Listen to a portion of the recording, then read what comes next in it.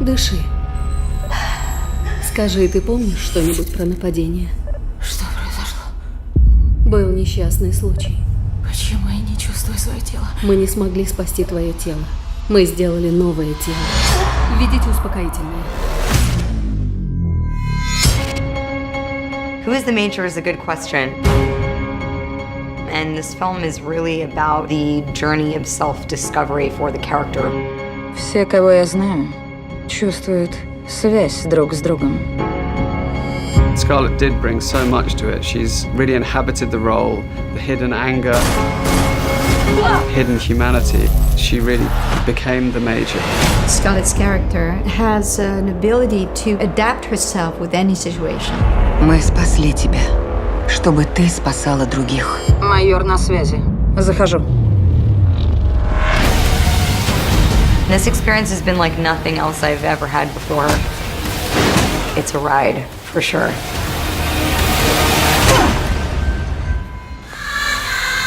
We're shooting a shelling sequence that is very iconic from the anime and from the manga, where the Major's character comes to life. Everything you see of the skeleton in the shelling sequence is the real skeleton. So we did as much practically as we could. This is the Major's skeleton. This is actually Scarlett's height, so that was one of the first things we did was find out how tall Scarlett was and then scale the model to her. So because we had such fantastic designs up front, we were able to go through and basically break this down into all its different components. And I think there ended up being about 1,400 individual pieces, and they all need to mesh together and fit together perfectly. We've essentially created an internal skeleton and then basically put a muscle layer around the outside of that. You should just do like a slow track. We had another body as well that we brought out of a white liquid, and that was really the skin layer that went over top. So it's all about adding these layers and watching the layers build up through the process. The actual shelling sequence is one of the ultimate moments in Ghost in the Shell, so getting the opportunity to actually be a part of this has been massive. It was exciting for me to make a version of that that echoed the original and felt like it was actually happening. Время прибытия отряда. 2 минуты, майор. Захожу.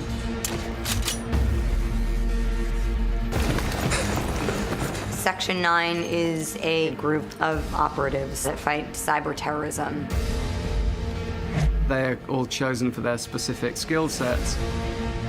Aramaki, the commander of Section 9, Takeshi gives that character the weight that it needs.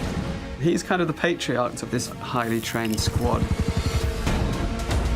Batu, he's ex-military, he's cyber-enhanced, but not to the degree of the Major. He's got a real understanding of her. Major is the one who he can connect with. Мне нужно проникнуть в ее память. Ты рискуешь открыть свой разум, ты будешь уязвима.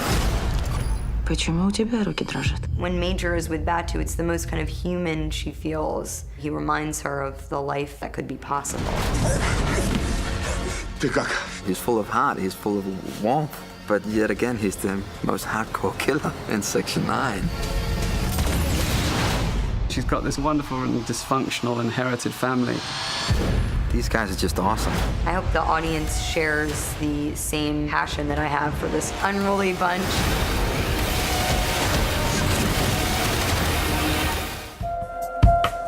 The purpose of concept art is to get the directors and production designers and everyone's kind of creative vision in a piece of art that we can then use to create the vision in the world.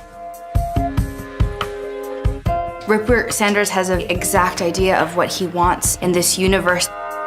It's in a kind of retro future, in a way, a world of many creeds and races, where everyone's enhanced, a world where your eyes are enhanced so you see the world differently. They went to Hong Kong as well and they took a lot of street photos. That's a big part of the concept here was the background street characters, and they're quite special to Rupert. Rupert is really a visionary, and he has completely created a very unique and captivating idea of what the future could be. Oftentimes we will use previs instead of storyboards. Previs is kind of like the video game version of the movie. It's a way that with a very small crew, the producers and the director can get a sense of what the shots are going to look like well ahead of time. I'm looking forward to seeing how they can bring that to reality. It's kind of its own world that people haven't seen before. Hi, I'm Kurt. And I'm Bart, and we're the costume designers on The Ghost in the Shell. I think the overall style started with Rupert, who's super visual. I think for actors, it's such a big part of what they're doing. You know, they always say when they step into the wardrobe, it finally kind of, they become a character. From the very beginning, we wanted to do something that was both honoring the original source material, but also super distinctive and memorable. One of our key costumes was the geishas. We wanted them to feel traditional, but we also wanted to kind of use untraditional materials. One of the really traditional elements of a kimono and what geishas wear is their obi, their belt. We wanted to take the traditional obi methodology, but incorporate our own motif on it, which was like this circuitry and kind of following the same kind of panels that are in the face. There was a lot of design talking about whether this would be like a silicone mask or whether it was going to be a hard mask, and we ended up doing a hard mask and hard hair, which I think was really, really beautiful in the end. Every time you shoot with the geisha, they're entombed in hard-shelled masks which have fans in the hair pieces and vents at the back. It's a really terrifying character. Мы спасли тебя, чтобы ты спасала других.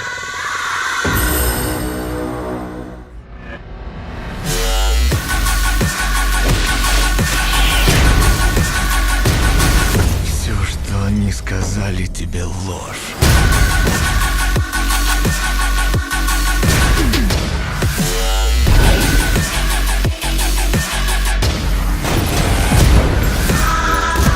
Они не спасли твою жизнь,